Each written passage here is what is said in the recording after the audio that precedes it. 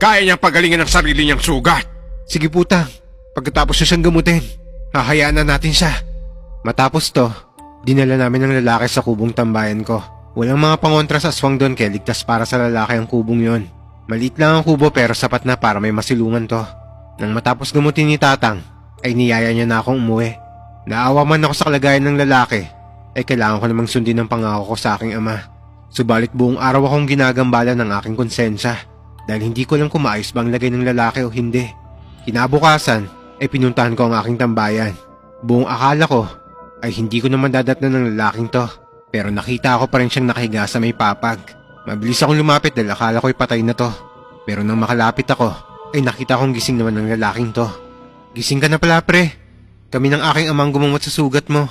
Oh, eto, kumain ka muna. Ibinigay ko sa kanya ang baon kong nilagang kamote at tubig. Kapag nangangaso kasi ako sa gubat, ay nagbabaon ako ng pagkain. Halatang gutom na gutom ang lalaking to dahil mabilis nitong naubos ang pagkain at tubig ko. Anong pangalan mo pre? Donato. Ako nga pala si Efren. Pasensya ka na pala dahil ako'y nakatama ng sumpak sa braso mo. Ayos lang. Hindi naman ito yung malalang sugat ko. Ano nga pala nangyari sa'yo? Pwede ko bang malaman? Hindi siya sumagot na parang umiiwas sa tanong ko. Nagpasalamat lang to bago nanghihinang humiga ulit. Ianong ko siya kung magaling na ba ang sugat niya. Pero umiling lang to.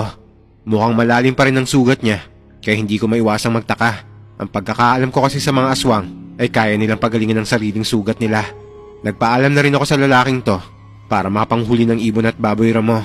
Ang baboy ramo kasi ay kinakatay ko at binibenta sa bayan, habang ang ibon naman ay pinanguulam namin ni Tatang. Hapon na magpasya akong umuwi. Ang isang huli kong ibon ay sinadya kong iwan kay Donato.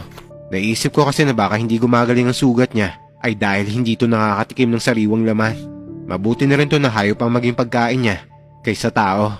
Lumipas ang isang linggo, napabalik-balik ako sa kubong kinaroroonan ni Donato para magdala ng pagkain sa kanya. Nakakabawi na to ng lakas at mukhang natutuyo na rin ang mga sugat niya. Kumuha kasi ako ng mga halamang gamot ni Tatang para itapal sa sugat niya.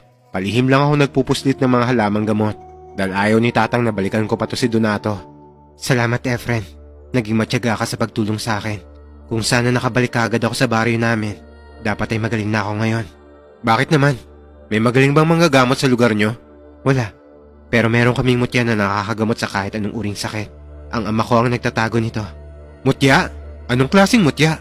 Isa itong itim na bato at hugis kabibe. Mabisa itong nagpapagaling ng mga sakit. Ibababad lang to sa tubig at ipapainom sa may taong may karamdaman. Kapag sugat naman, ihahaplos mo lang to sa sugat. Kusa nang gagaling yon.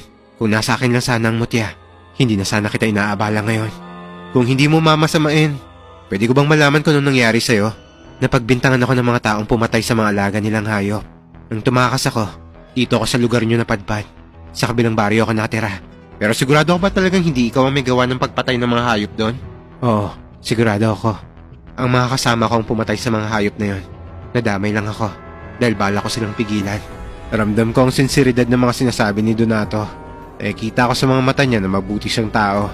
Kaya naman hindi ko na itinago pa sa kanya ang bagay na nalalaman ko tungkol sa pagkatao niya. Ramdam ko kasing pinagkakatiwalaan niya ako dahil pati ang mutyang pinagkakaingatan nila ay sinabi niya sa akin. Tama nga ang kutob ko nung una pa lang. Hindi ka nga masamang aswang. Albularyo ang Tatang ko. Sa katunayan ay ayaw niyang balikan kita dito. Pero hindi kaya ng konsensya ko na pabayaan ka eh. Alam na pala niyo. Pero bakit tinutulungan niyo pa rin ako? Ang pagtulong, ibinibigay naman yan sa kahit kaninong nangangailangan nito. Pero isa akong aswang. Hindi ba kayo natatakot na saktan ko kayo? Nasa iyo yan kung gagawin mo yan. Basta kami ni Tatang, tumulong lang kami sa taong nangangailangan. Hindi naman ako masamang aswang. May mga alaga akong manok at kambing. Sila ang pagkain ko. Kung minsan naman nanguhuli ako ng hayop sa gubat. Pero maraming salamat sa iyo kaibigan. Utang ko sa iyo ang pangalawang buhay ko. Simula ng araw na to, ay naging mas matalik pa kami magkaibigan ni Donato. Nang lubusan siyang gumaling, ay umuwi siya sa kanilang bahay.